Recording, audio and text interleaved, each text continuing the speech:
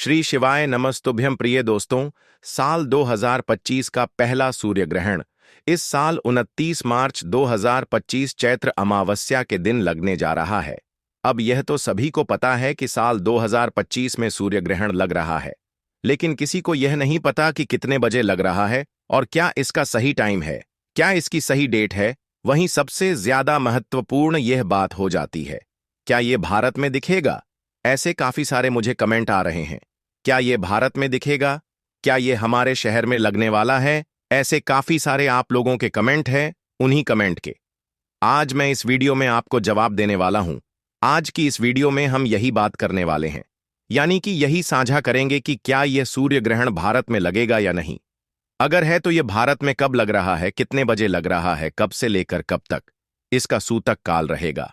क्योंकि देखिए, आप लोग भारत से हैं तो आपको पता ही होगा, यहां पर गर्भवती जो महिलाएं होती हैं, हमारे ज्योतिषाचार्य उनके लिए नियम बताता है, सावधानियां बताता है। उनके अनुसार उनको नियम अपनाने पड़ते हैं, क्योंकि यह अब नहीं, अब से नहीं, सदियों से चला आ रहा है। तो उसके अनुसार उन्हें काफी सारी ऐसी सावधानियां हैं जो उस टाइम पर उन्हें रखनी चाहिए। तो उनके लिए यह जानना बेहद जरूरी हो जाता है कि क्या यह सूर्य ग्रहण भारत में लग रहा है।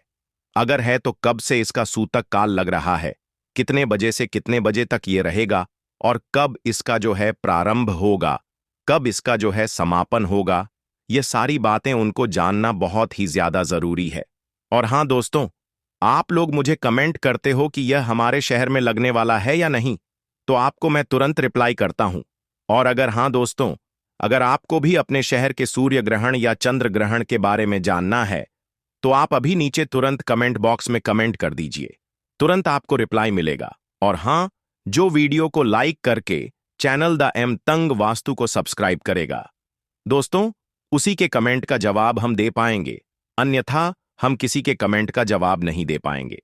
तो इसीलिए लाइक और सब्सक्राइब बहुत ही ज्यादा महत्वपूर्ण है। चलिए अब जान लेते हैं सूर्य ग्रहण के बारे में। सूर्य ग्रहण आखिरकार लगता कैसे है? देखिए, सूर्य ग्रहण जब लगता है, जब सूरज और पृथ्वी के बीच में चंद्रमा आ जाता है, तो ऐसे में कुछ टाइम के लिए यह हमारी पृथ्वी पर अंधकार छा जाता है, यानी कि बिंब उसका बन जाता है बीच में, और वह छाया, उसकी जो रोशनी है सूरज की, उसे रोक लेता है। ऐसे में हमारे जो धरती होती है, उस परे उसकी छाया, उसकी जो रोशनी है वह नहीं पहुंच पाती। इसलिए हमारी धरती पर हमें अंधकार कुछ टाइम के लिए दिखाई देता है। और हां दोस्तों, यह साल 2025 का पहला सूर्य ग्रहण होगा, जो कि बहुत ही ज्यादा खास माना जा रहा है। लेकिन इससे पहले यह जानना बेहद जरूरी है, किस टाइम पर हमारी जो गर्भवती महिलाएं होती हैं उन्हें क्या करना चाहिए और क्या नहीं करना चाहिए, जो जिससे उन्हें कोई भी परेशानी ना हो। सूर्य ग्रहण के दौरान हमारे ज्योतिषाचार्य के अनुसार क्या बताया गया है, उसके अनुसार उन्हें कौन कौन सी जो है उपाय करने चाहिए, कौन कौन से नियम का पालन करना चाहिए। आइए चलिए जान लेते हैं उनके बारे में। सूर्य ग्रहण को लेकर गर्भवती महिलाओं के लिए कुछ नियम बताए गए हैं। यह नियम इस बात को ध्यान में रखकर बताए गए हैं कि ग्रहण के दौरान सूर्य से हानिकारक किरणें निकलती हैं, जिसके कारण नकारात्मक ऊर्जा बढ़ जाती है। इससे गर्भवती महिलाओं के पेट में पल रहे बच्चे को सेहत संबंधी समस्या होने की आशंका रहती है। गर्भवती महिलाओं को ग्रहण नहीं देखना चाहिए। ऐसा करना उन पर और उनके बच्चे पर नकारात्मक असर डाल सकता है। सूर्य ग्रहण के दौरान गर्भवती महिलाओं को बाहर निकलने से बचना चाहिए। मान्यता है कि इससे बच्चे में शारीरिक दोष पैदा हो सकता है। इसके साथ ही सूर्य ग्रहण के दौरान गर्भवती महिलाओं को भूलकर भी चाकू, कैंची या किसी भी धार वाली चीज का प्रयोग नहीं करना चाहिए। इसके साथ ही सूर्य ग्रहण खत्म होने के बाद गर्भवती महिलाओं को स्नान कर लेना चाहिए।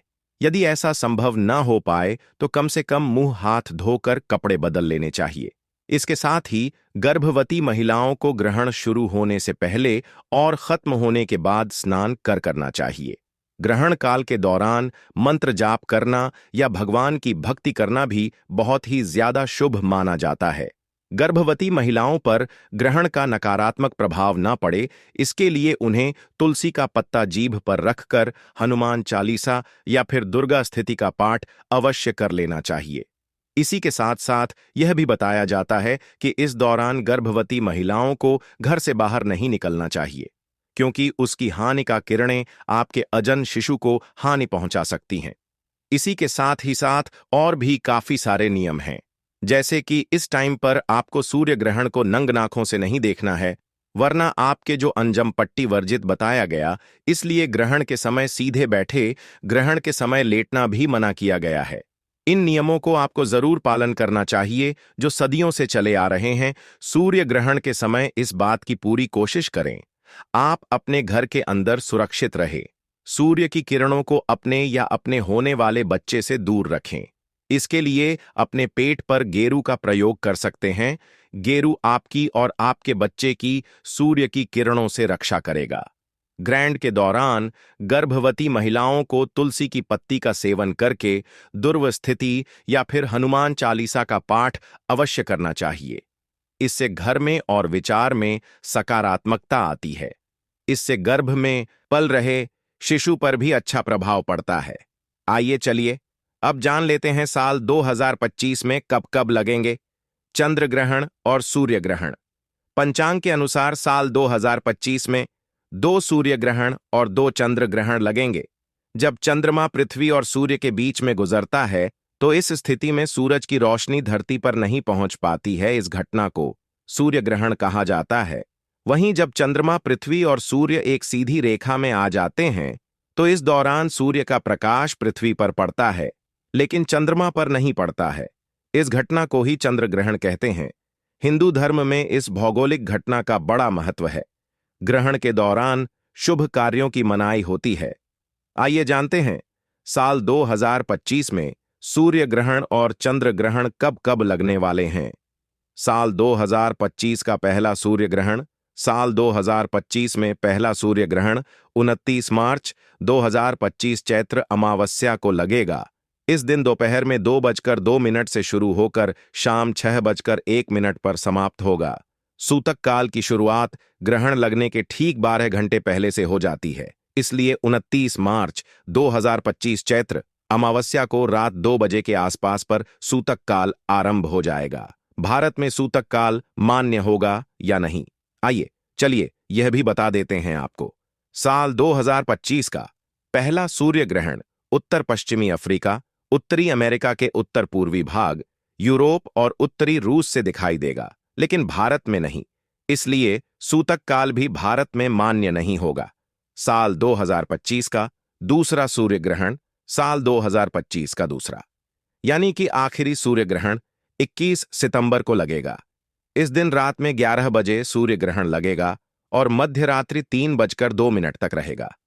इसके साथ ही साल के दूसरे सूर्य ग्रहण सूतक काल की शुरुआत 29 मार्च को सुबह 11 बजे होगा।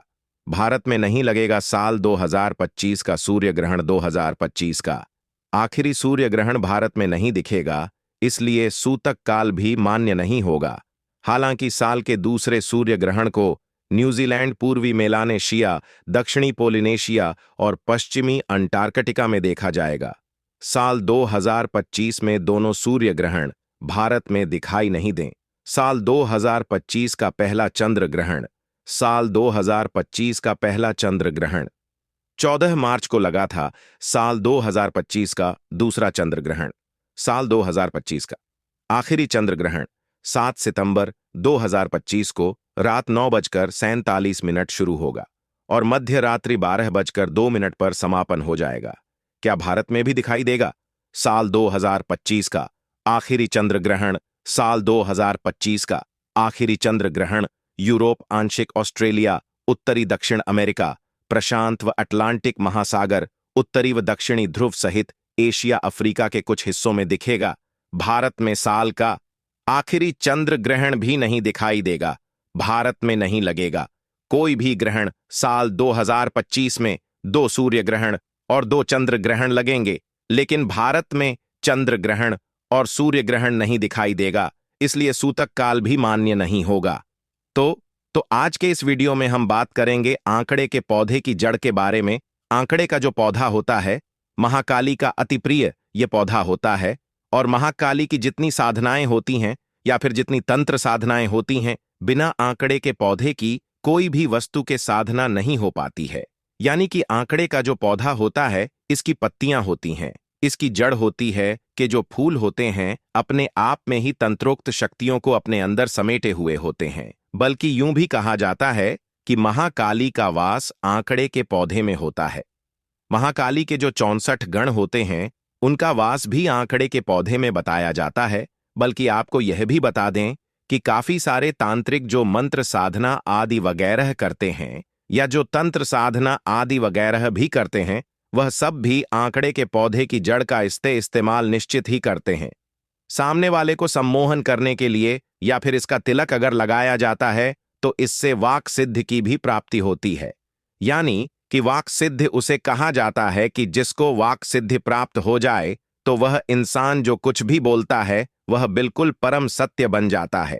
चाहे वह किसी को कुछ भी चाहे बोल दे तो उसे बिल्कुल सत्य होना ही पड़ता है। तीनों जो देवियां होती हैं, माता लक्ष्मी, सरस्वती, माता माम दुर्गा, यानी कि महाकाली स्वरूप आंकड़े के पौधे में बसता है।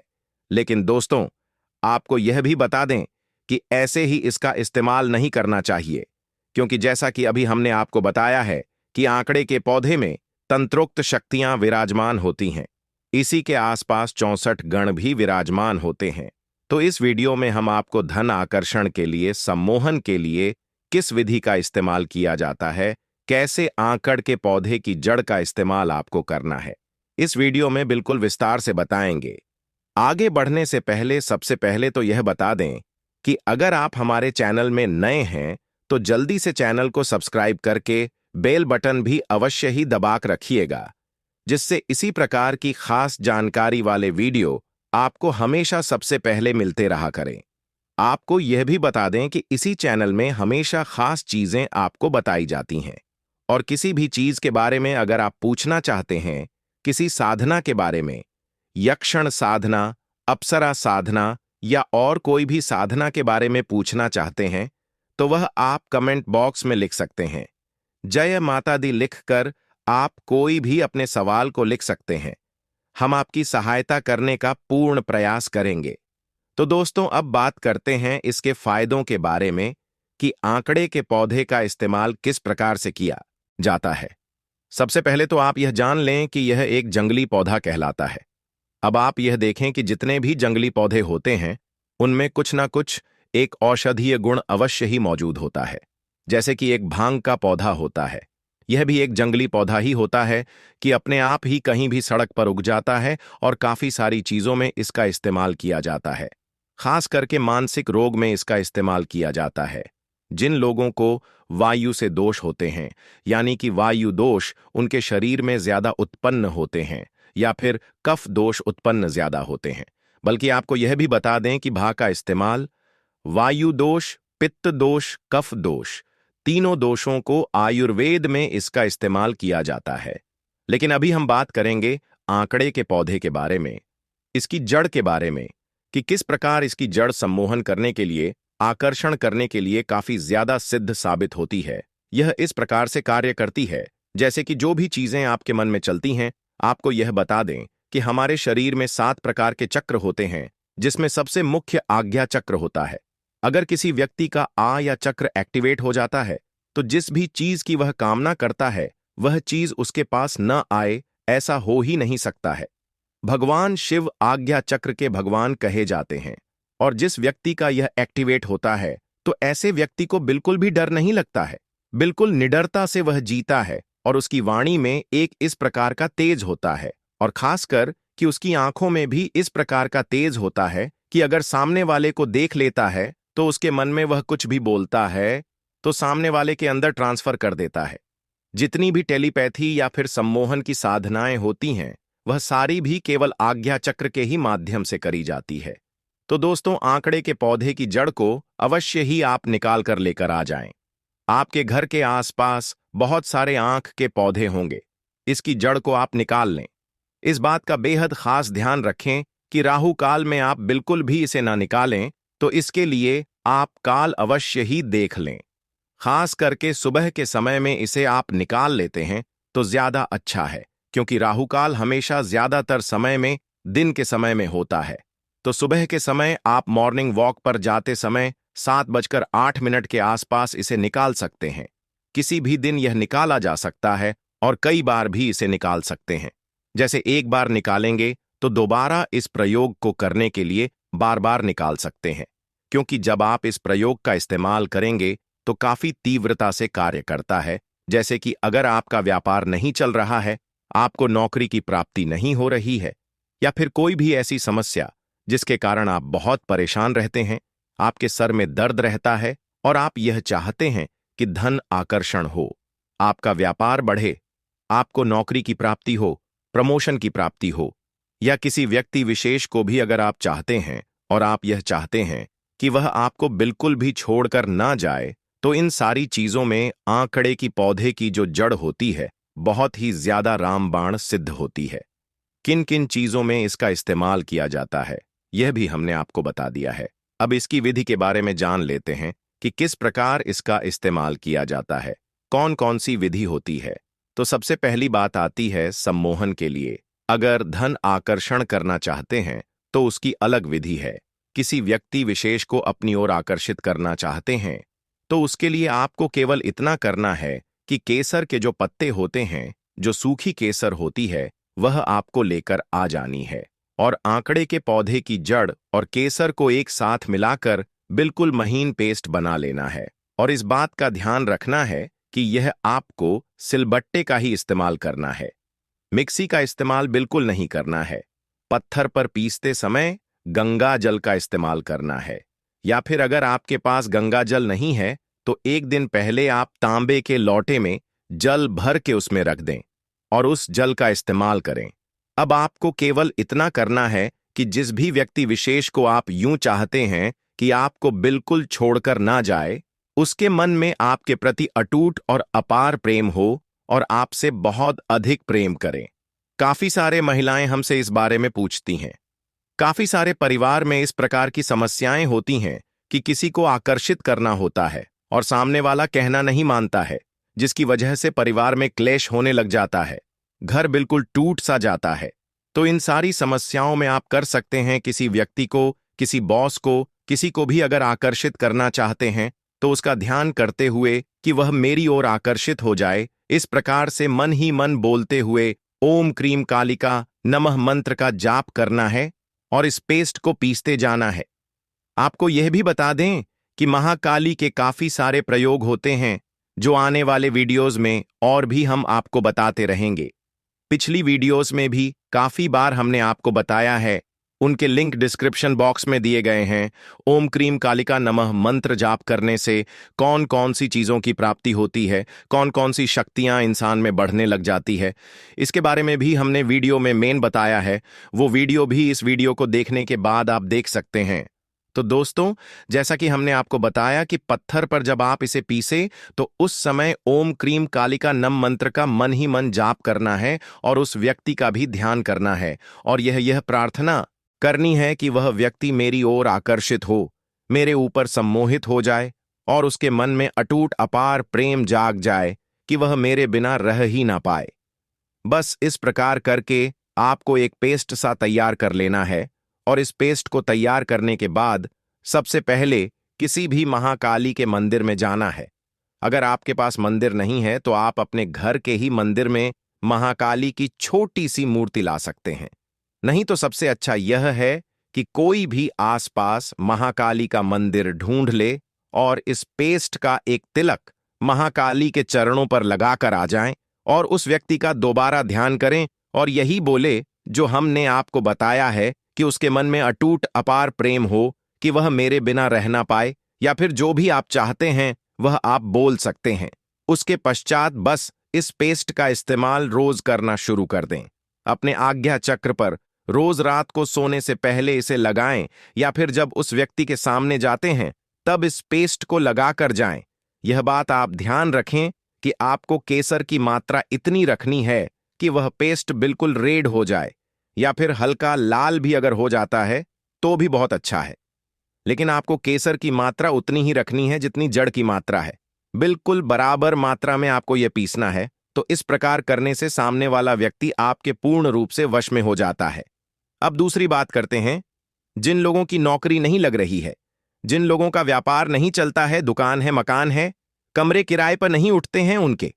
जब दुकान किराए पे नहीं उठती है, उनकी कोई दुकान है, दुकान नहीं चलती है, कोई भी चाहे आपका व्यापार हो, जैसे कि अगर आपकी दुकान है, कोई मकान है जिसे आप रेंट पर देना चाहते हैं, किराए पर देना चाहते हैं, तो उसके लिए आपको इतना करना है कि आंकड़े के पौधे की जड़ को निकालकर आपको उसमें इलायची, 4 इलायची उसमें मिलानी है, इसका पेस्ट तैयार कर लेना है। जिस प्रकार सोहन में हमने आपको बताया, पत्थर पर ही पीसना है। मन ही मन ओम क्रीम कालिका नमः मंत्र का जाप करते रहना है, और कम से कम इस प्रकार आपको यह कर है कि इस प्रकार व्यवस्था करें कि कम से कम आधे घंटे आप जाप करते रहे और उसको बढ़िया से पीसते रह। आपको इसका रहस्य यह भी बता दें कि अगर आप सोच रहे हो कि हम सिलबट्टा क्यों कह रहे हैं, तो जब पत्थर को पत्थर पर रखकर आप पीसते हैं, किसी चीज को पीसते हैं, तो उसमें विद्युत ऊर्जा उत्पन्न होती है, और जो व्यक्ति उसको पीस रहा होता है, उसके मन में जो चल रहा होता है, जिस शब्दों का, जिस मंत्र का वह जाप कर रहा होता है, तो वही विद्युत ऊर्जा उन चीजों में समाने लग जाती है। तो इसी प्रकार जिस विधि से हमने आपको बताया है, उसी विधि से इस्तेमाल करना है। यह करने के पश्चात अगर आपकी मकान नहीं उठता है या आपकी दुकान किराए पर नहीं उठती है, तो वहां जाकर आपको सिर्फ एक स्वास्थिक बना देना है। बस आपकी जितनी समस्या है, इससे संबंधित सारी सॉल्व हो जाती है। अब बात करते हैं कि जिन लोगों की नौकरी नहीं लग रही है या जिन लोगों का व्यापार है, व्यापार नहीं चल रहा है, तो उनको क्या करना है। इसके लिए केवल इतना करना है कि आंकड़े के पौधे की जड़ लेकर आनी है और 12 चमेली के फूल आपको लेकर आने हैं, और इसके साथ अगर आपको पुदीना के फूल मिल जाते हैं तो बहुत ही अच्छा है, नहीं तो पुदीना के पत्तों का भी इस्तेमाल किया जा सकता है। 12 चमेली के फूल लेने हैं, आंकड़े के पौधे की जड़ लेनी है, और पुदीना के पत्ते या उसके फूल मिल जाएं तो बहुत अच्छा है। इसको उसी प्रकार पत्थर पर पीसते हुए ओम क्रीम कालिका नमः मंत्र का जाप मन ही मन करते हुए और इस प्रकार प्रार्थना करते हुए कि आपका व्यापार बहुत ही ज्यादा अच्छा चले, आपको काफी सारे धन की प्राप्ति हो, अचानक से प्राप्ति हो, धन आकर्षण आपके जीवन में बढ़ता ही जाए। महाकाली से इस प्रकार प्रार्थना करनी है कि आपके घर में किसी भी प्रकार के धन धान्य की, अन्न धन की कमी ही ना हो, कभी बिल्कुल गृह क्लेश ना हो, हमेशा सुख समृद्धि बनी रहे, व्यापार बढ़ता चला जाए, नौकरी में प्रमोशन मिलता चला जाए। जो जो आपकी इच्छा है, जो आप नौकरी पाना चाहते हैं, उसकी प्रार्थना कर सकते हैं। जितनी चाहे प्रार्थना आप इसमें कर सकते हैं। आधे घंटे कम से कम उसको पीसते रहना है, ओम क्रीम कालिका नमः मंत्र का जाप करते रहना है और प्रार्थना को भी बोलते रहना है। यानी कि इस प्रकार से करें कि 5 मिनट जाप करें मंत्र का और फिर अपनी प्रार्थना को रिपीट करें, फिर 5 मिनट जाप करें, फिर अपनी प्रार्थना को रिपीट करें। तो इस प्रकार करते हुए आपको यह रस बना लेना है इन सारी चीजों का, और बस उसके बाद रोज नहा धोकर इसका तिलक लगाकर आप अपने काम पर जाया करें। किसी नौकरी के लिए तैयारी कर रहे हैं तो उसकी तैयारी करने को बैठा करें। ऐसा करने से देखते ही देखते व्यापार दिन दुगुनी और रात चौगुनी तरक्की करता है।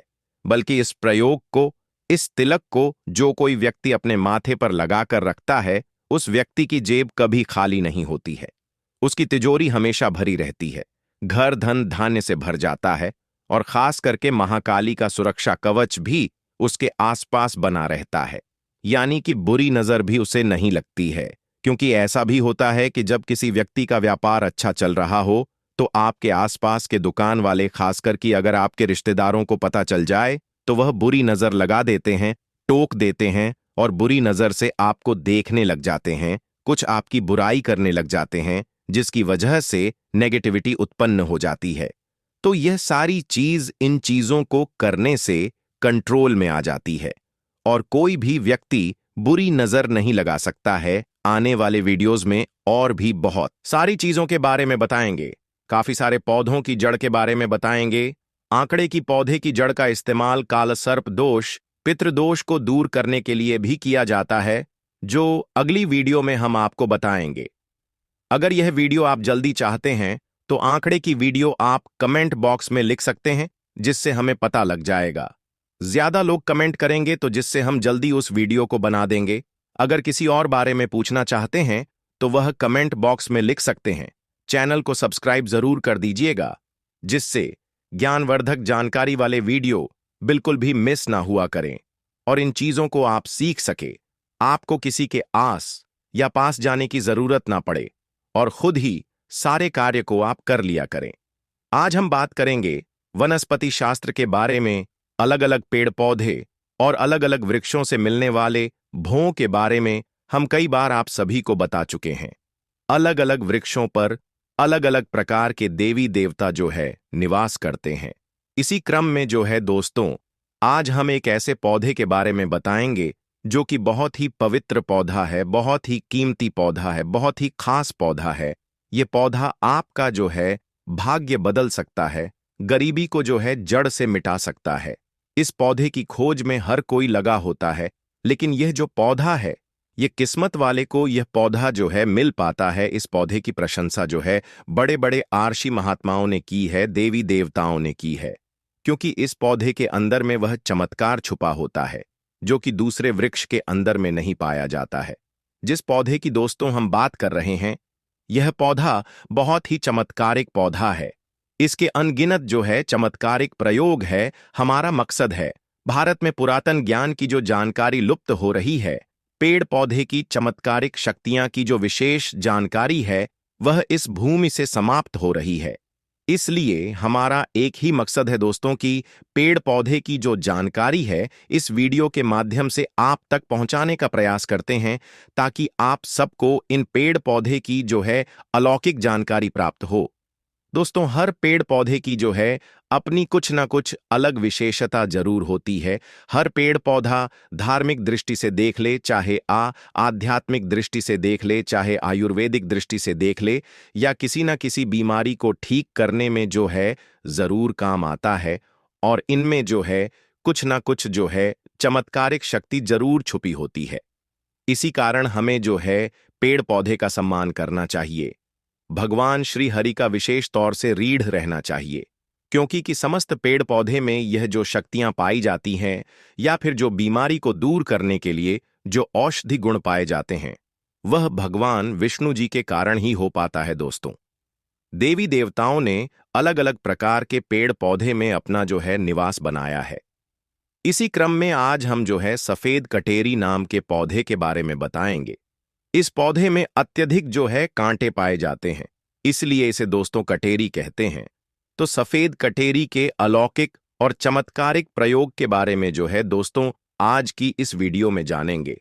अगर आज की वीडियो को मिस कर दी तो सारी जिंदगी जो है आपको पछताना पड़ेगा। याद रखना, अधूरा ज्ञान जो है हमेशा खतरनाक साबित होता है, इसलिए वीडियो को कभी भी बीच में छोड़ करके नहीं जाना, वरना आप जो जीवन भर पछताना पड़ेगा। आपको जो है दोस्तों जीवन भर पछताना पड़ेगा, क्योंकि इसकी जड़ में कुछ ऐसी चीज पाई जाती है, इसके अंदर कुछ ऐसे अद्भुत शक्तियां पाई जाती हैं। उसी के बारे में दोस्तों जो है हम आज की इस वीडियो में बताने जा रहे हैं। अगर आपको भाग्य से कहीं पर मिल जाए, तो चाहे आप गांव में रहते हैं या फिर आप जो शहर में रहते हैं, और कभी जंगल के रास्ते में आप जो है घूमने के लिए निकले, तो रास्ते में इस प्रकार के पेड़ पौधे मिल ही जाते हैं। ऐसा समय जो है यह जानकारी आपको बहुत ही काम आएगी। इस पेड़ पौधे से आप जो है लाखों रुपए भी कमा सकते हैं। इस पेड़ पौधे की मदद से आप जो है कई प्रकार के चमत्कारिक शक्तियां पा सकते हैं। तो वीडियो को दोस्तों आप जो है ध्यान से लास्ट तक जरूर देखें। यह अमूल्य जानकारी बताने से पहले आपसे रिक्वेस्ट है कि वीडियो को लाइक नहीं किया तो वीडियो को लाइक कर दीजिए, दोस्तों के साथ शेयर कर दीजिए, और अगर अभी तक आपने जो है हमारे चैनल को सब्सक्राइब नहीं किया है तो आप जो है हमारे चैनल को सब्सक्राइब करके बेल आइकन को जरूर दबाइए और कमेंट बॉक्स में जरूर लिखिए हर हर महादेव, ओम नमः शिवाय। दोस्तों, मैं आप सभी दर्शकों को रोज बोलता हूं और हर दिन के वीडियो में एक ही शब्द बोलता हूं कि मेरे चैनल बनाने का एक मकसद है, सबका भला हो, सबका कल्याण हो। अगर मेरे वीडियो को देख करके किसी भी एक का भला होता है तो मैं अपने आप जो है कृतार्थ समझता हूं। मैं अपने आप को जो है दोस्तों सौभाग्यशाली समझता हूं। इसीलिए दोस्तों आप जो है हमारे चैनल द मतंग वास्तु को सब्सक्राइब जरूर करें, ताकि अच्छे से अच्छे वीडियो का जो है नोटिफिकेशन आपको सबसे पहले मिल सके। दोस्तों, ये जो कटेरी नाम का सफेद पौधा है, इसकी चमत्कारिक फायदे सुन ले। वैसे नीले रंग की जो कटेरी है, अगर आप ग्रामीण इलाकों में रहते हैं तो बहुत ही आसानी से देखने को मिलेगा, परंतु उसके जो है चमत्कारिक शक्तियां नहीं होता है। जो नीले रंग के जो है कटेरी होता है, उसमें चमत्कारिक शक्तियां नहीं होता है। तो जो सफेद रंग की कटेरी होता है, जिसमें सफेद रंग का फूल आता है, वह कटेरी का पौधा जो है आध्यात्मिक दृष्टि से, धार्मिक दृष्टि से चमत्कारिक होता है। इसके 5 से 7 जो है दोस्तों दुर्लभ प्रयोग आज की इस वीडियो में बताऊंगा, तो वीडियो को आप जो है शुरू से लेकर के लास्ट तक जरूर देखना। वीडियो को दोस्तों आप जो ध्यान से जरूर देखना दोस्तों। माना जाता है कि सफेद कटेरी का फूल जिस पौधे में खिलता है, उसके जड़ के नीचे जो है हीरे ज्वार, सोने चांदी या फिर सोने का कलश आदि जो है दब होते हैं। बहुत से लोग ऐसे चीज प्राप्त कर चुके हैं। हर सफेद कटेरी पौधे के नीचे में जो है दोस्तों धनगड़ा होता है। जिस कटेरी में सफेद रंग के फूल लगे होते हैं, समझ जाइए कि उसके नीचे में जो है जमीन में निश्चित रूप से जो है गड़ा हुआ धन है। वहां पर आप खुदाई जरूर करें, आपको जमीन में दबा हुआ जो है दोस्तों धन जरूर प्राप्त होगा दोस्तों। लेकिन यह जो है 3 में से किसी एक जगह पर होना चाहिए। एक तो शमशान में उगे हुए सफेद कटेरी, क्योंकि सफेद कटेरी जो है शमशान में उगते हैं, तो इस पौधे के नीचे में अत्यधिक धन मिलता है। दूसरी मंदिर के पास में सफेद रंग की जो कटेरी लगी हो, उसमें भी मिलता है। और जो जंगल में उगी हुई सफेद कटेरी होती है, उसके नीचे में भी जो है, उसके नीचे में जो जमीन के नीचे में गड़ा हुआ धन हो सकता है। तो यह था धन प्राप्त करने का पहला प्रयोग। अब जानते हैं इसके कुछ और चमत्कारिक प्रयोग। दोस्तों, अगर केवल इसका एक सफेद पुष्प ध्यान से सुनिए, अगर केवल इसका एक सफेद पुष्प माता लक्ष्मी को शुक्रवार के दिन जो है उनके बीज मंत्र पढ़ते हुए चढ़ा दे, तो माता लक्ष्मी जो है तत्काल प्रसन्न हो जाती है।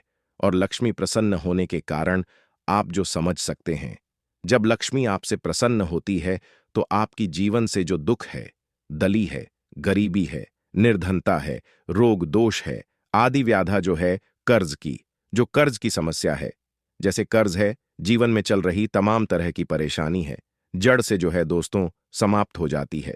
तो जो लोग लक्ष्मी को प्रसन्न करना चाहते हैं, ऐसे व्यक्ति अगर इसके पुष्प जो है मिल जाए, ऐसे व्यक्ति को अगर जो है सफेद कटेरी का जो है पुष्प मिल जाते हैं, तो उस पुष्प का आप जो है प्रयोग कर सकते हैं, माता लक्ष्मी को चढ़ा सकते हैं।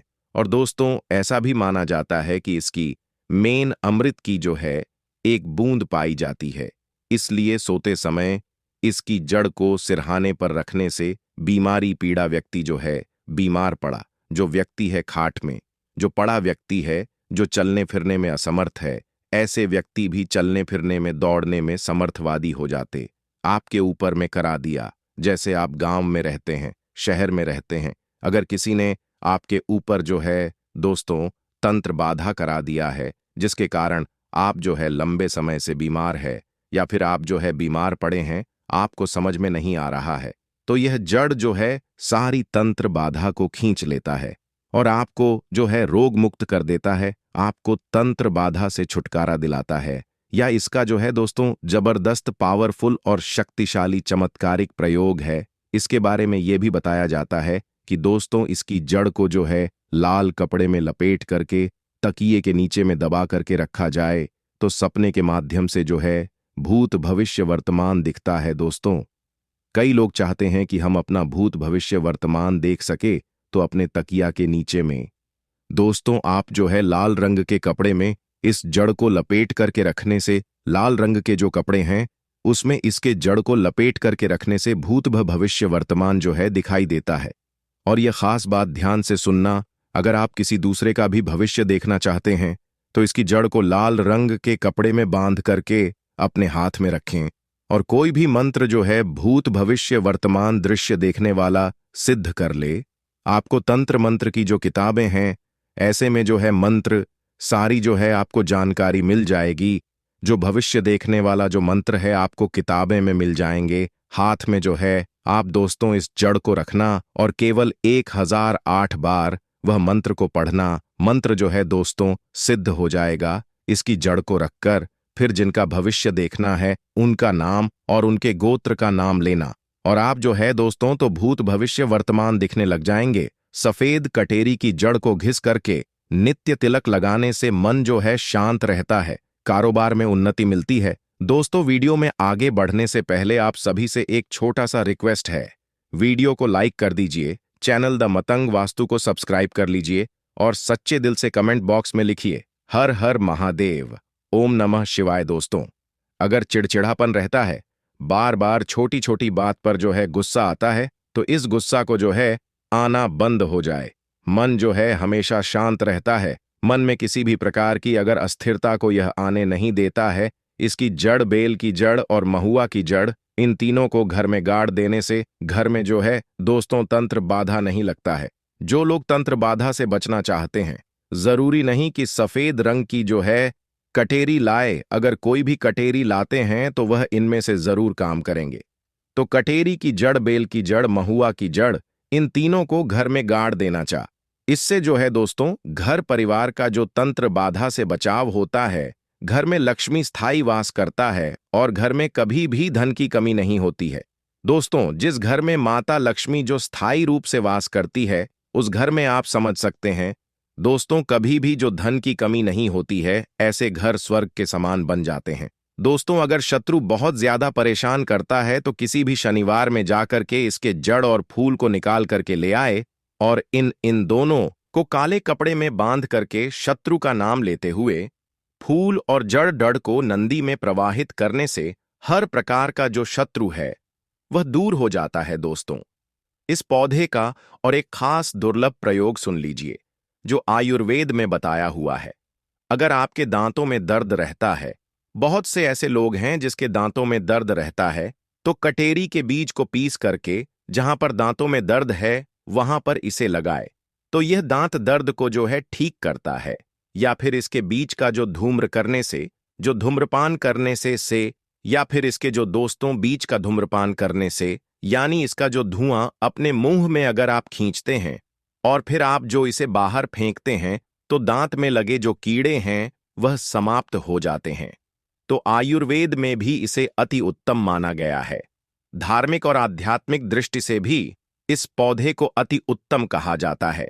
अगर आप इसके कुछ और दुर्लभ और चमत्कारिक प्रयोग जानते हैं तो दोस्तों आप जो हमें कमेंट सेक्शन में जरूर बताएं। दोस्तों, अगर आपको यह पौधा भविष्य में कहीं मिल जाता है तो यह जानकारी, यह प्रयोग जो है आप जरूर कर लेना।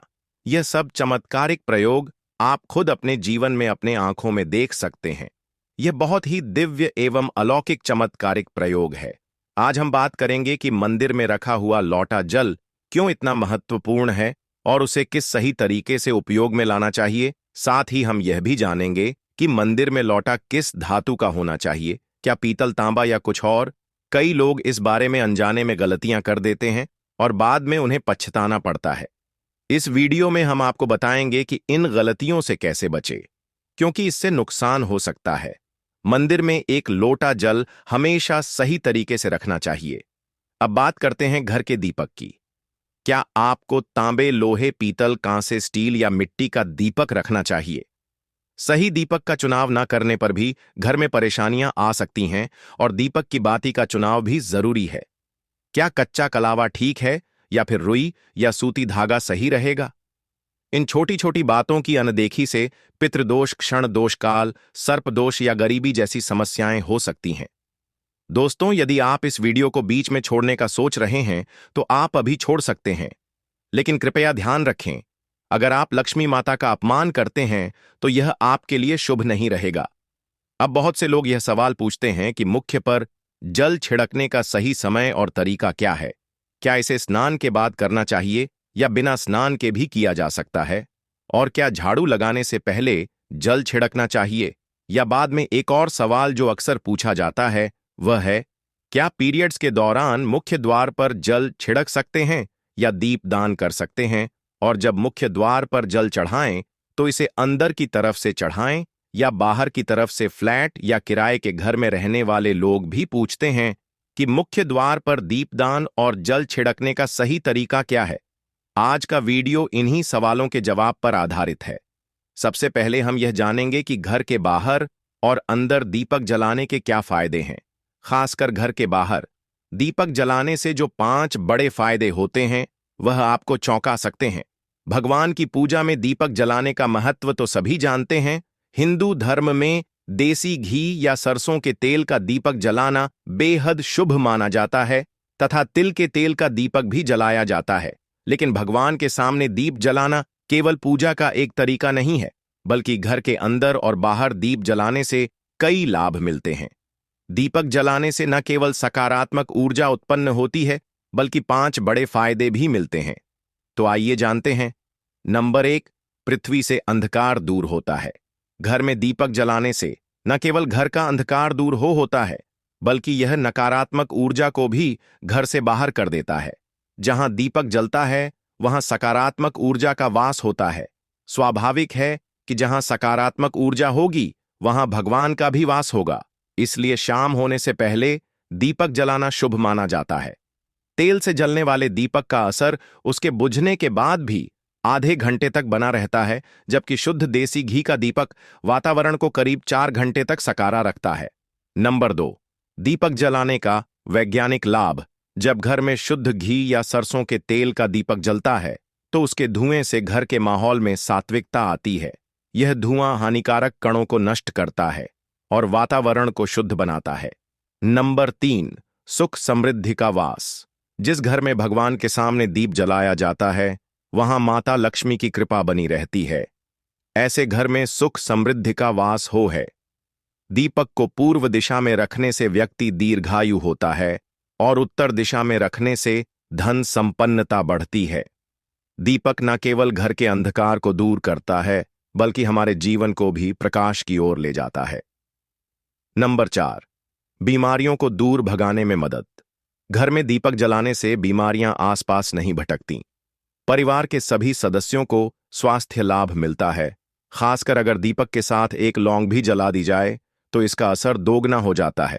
यह त्वचा संबंधी बीमारियों को दूर करने में मदद करता है। नंबर 5, शुभ शक्तियों को आकर्षित करना। सनातन धर्म के अनुसार जिस घर में सुबह शाम दीप जलाया जाता है, वहां कभी अंधकार नहीं होता। ऐसा घर शुभ शक्तियों को आकर्षित करता है, चुंबक की तरह खींचता है, जो घर के लिए अत्यंत लाभकारी होता है। तो दोस्तों, अब जानते हैं दोस्तों,